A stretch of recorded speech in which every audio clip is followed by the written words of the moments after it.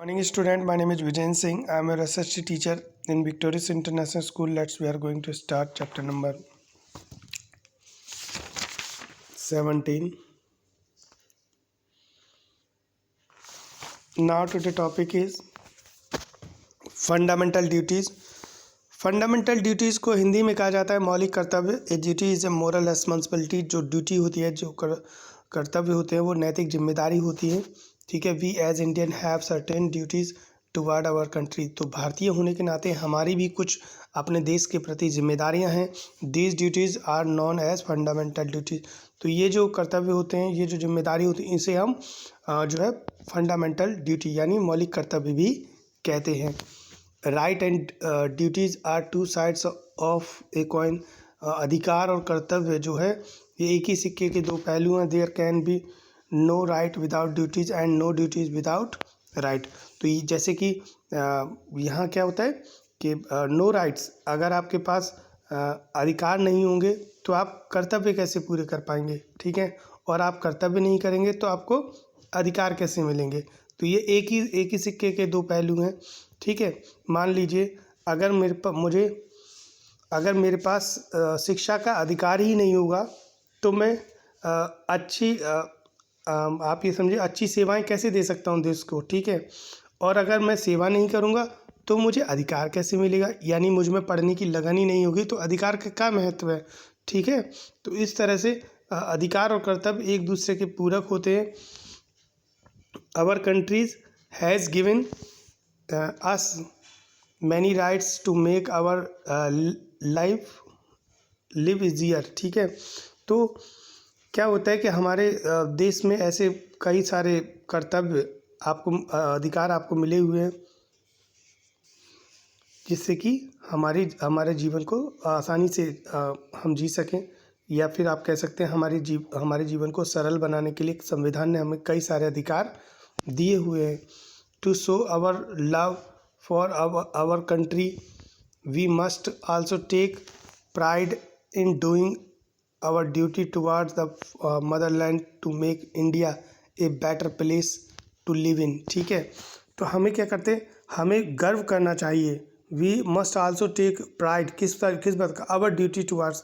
तो हमें अपनी मातृभूमि के प्रति अपने कर्तव्यों को निभाते समय गर्व करना चाहिए, जिससे कि हम अपने भारत को जहाँ पर हम रहते हैं उसे और भी सुंदर बना सकें। ठीक है। तो ये बहुत इम्पॉर्टेंट बात है कि हमारे देश के प्रति कुछ कर्तव्य हैं, उन्हें हमें निभाना चाहिए। ठीक है। The constitution has listed following fundamental duty. तो ऐसे कुछ कर्तव्य हैं जो नीचे ये दिए हुए हैं, वो मैं आपको बता दूं। भारतीय संविधान में टू ओबे द कॉन्स्टिट्यूशन, हमें भारतीय संविधान का पालन करना चाहिए। To respect the national flag and the national anthem, हमें भारत के राष्ट्रीय ध्वज और राष्ट्रीय गान का सम्मान करना चाहिए। To cherish and follow the noble ideals which inspired our national struggle for freedom. तो हमें ऐसे स्वतंत्रता सेनानियों को, ऐसे क्रांतिकारियों का भी सम्मान करना चाहिए जिन्होंने भारत को आज़ाद कराने में अपनी भूमिका निभाई थी।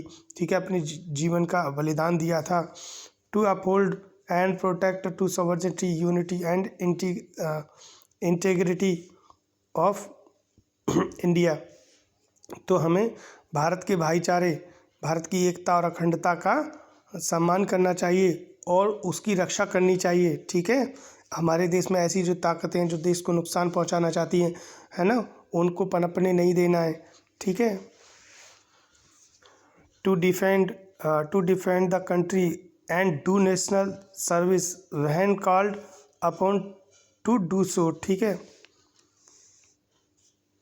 To promote harmony and the spirit of common brotherhood amongst all the people of India across religious, linguistic and regional diversity. तो हमें जो है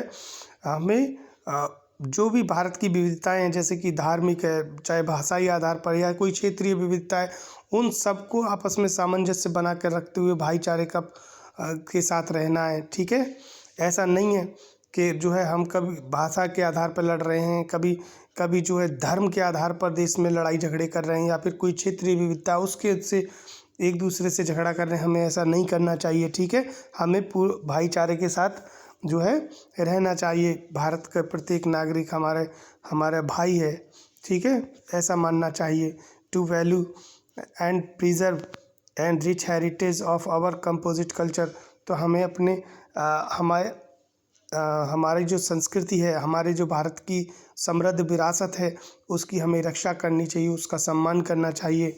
to protect and improve the natural environment including forest, lake, river and wild life and to have compassions for all living creature, ठीक है। तो हमें क्या करना है, हमें अपने देश की जो प्राकृतिक वातावरण है, जैसे कि फॉरेस्ट हैं यानी जंगल हैं, झीलें हैं, नदियां हैं, और इसके अलावा वन्य जीव के साथ साथ जो भी लिविंग क्रिएचर हैं, सजीव प्राणी हैं, ठीक है, उनकी रक्षा करनी है और उन्हें इम्प्रूव करना है, उन्हें मतलब बढ़ावा देना है, ठीक है। To develop a scientific temper humanism and the spirit of inequality and reform, ठीक है। तो हमें क्या करना है, एक साइंटिफिक टेम्पर और मानवता को जो है का विकास करना है, उसे बढ़ावा देना है। नेक्स्ट इज,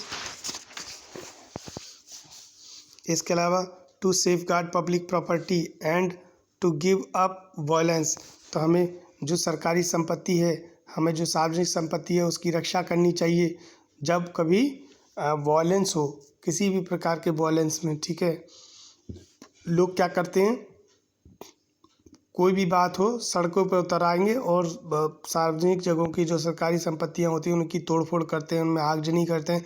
तो हमें ऐसे लोगों से जो है विरोध करना चाहिए, ऐसे लोगों का, ठीक है। ऐसे लोगों को कड़ी से कड़ी सज़ा मिलनी चाहिए जो हमारे देश की संपत्ति को नुकसान पहुंचाएं। To give up any practice that lower and dignity of women's, तो हमारे देश में जो ऐसे वंचित लोग हैं, समाज के लोग हैं, जो हमेशा से जो है आप कह सकते हैं कि इसके अलावा जो है महिलाओं की गरिमा का विशेष आपको ध्यान रखना है। और हमारे जो निचले तबके के लोग हैं, जिनका जो अभी पूरी तरह से संपन्न नहीं हो पाए या उन्हें लगता है कि वो संपन्न नहीं हो पाए, तो उनकी भी हेल्प हमें करनी चाहिए, ठीक है, समाज के दबे कुचले लोगों की, ठीक है। तो इसके अलावा महिलाओं की गरिमा का भी विशेष ध्यान रखना है।